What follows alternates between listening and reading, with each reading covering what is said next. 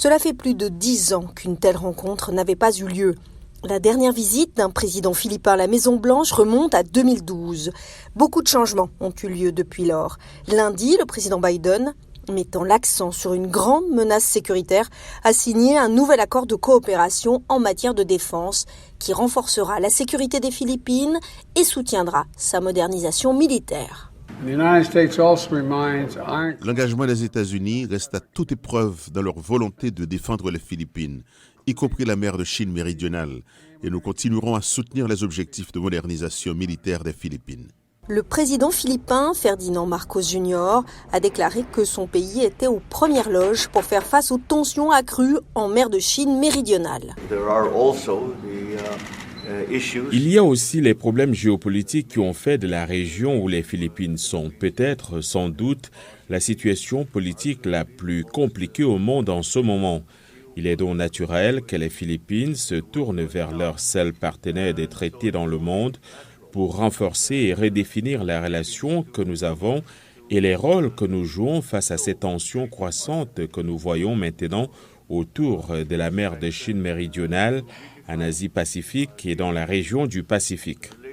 La Chine a provoqué à plusieurs reprises les patrouilles de la marine et des gardes-côtes philippins.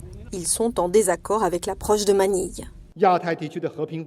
La clé de la paix et de la stabilité dans la région Asie-Pacifique réside dans le fait que les pays de la région adhèrent à la confiance mutuelle, à l'unité et à la coopération et tiennent fermement entre leurs mains la bouée de sauvetage de leur sécurité.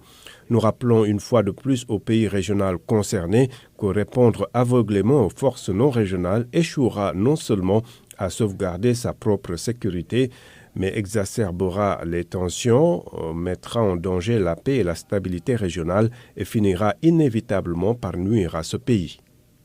Certains experts de l'Asie du Sud-Est indiquent que la situation est compliquée pour les Philippines. Pékin a récemment envoyé son ministre des Affaires étrangères à Manille pour rencontrer son homologue. Je pense que les Philippines et le président Marcos naviguent probablement dans ces deux intérêts stratégiques ou nationaux. La sécurité d'un côté, peut-être avec les États-Unis, le commerce et l'investissement de l'autre côté.